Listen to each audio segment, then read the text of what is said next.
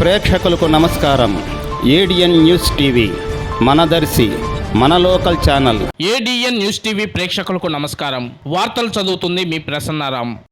దర్శి నియోజకవర్గంలో నిరుద్యోగ సమస్యలతో యువకులు కొట్టుమిట్టాడుతున్నారని, నిరుద్యోగ సమస్యలను పరిష్కరించడమే జనసేన పార్టీ లక్ష్యమని దర్శి నియోజకవర్గ జనసేన పార్టీ నాయకుడు గరికపాటి వెంకట్ అన్నారు.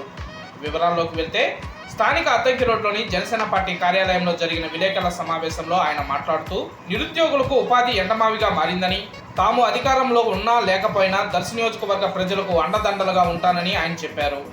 రాష్ట్రం విడిపోయినప్పటి నుండి దొనకొండ మండలంలో పారిశ్రామిక క్యారిడార్గా ఏర్పాటు చేస్తామని రాష్ట్ర ప్రభుత్వం హామీ ఇచ్చినప్పటికీ పారిశ్రామిక క్యారిడార్ హామీగానే మిగిలిపోయిందన్నారు. ఒక్క పరిశ్రమ కూడా ఏర్పాటు చేయలేదని ఆయన ఆవేదన వ్యక్తం చేశారు. కుచ్చేటి రోడ్లోని కొండలన్నీ మాయం చేశారని, దర్శి మండలంలోని ఇంటర్నేషనల్ డైవింగ్ స్కూల్ అర్ధాంతరంగానే నిలిచిపోయిందని ఆయన ఆందోళన వ్యక్తం చేశారు. దర్శి నియోజకవర్గంను అభివృద్ధి దిశలో తీసుకుపోవడానికి కృషి చేస్తానని ఆయన ఈ సందర్భంగా హామీ ఇచ్చారు.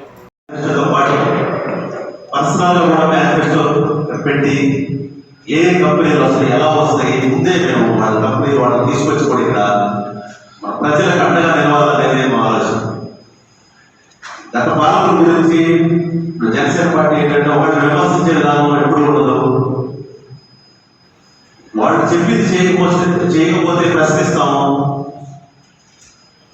ఎవరైతే ప్రజలకి అండగా నిలబడతామో, అదేవిధంగా ఏం అభివృద్ధి చేయాలనేది మాకు విషయం. ట్రాన్స్పరెన్సీ గవర్నెన్స్, కళ్యాణ్ గారు చెప్పినట్టు ట్రాన్స్పరెన్సీ గవర్నెన్స్. మనం ఏదైతే ప్రజలకు చేయబోతా ఉన్నామో అది ఎప్పటి నుంచే చూపించి అది చేసి నిలబడి ప్రజలకు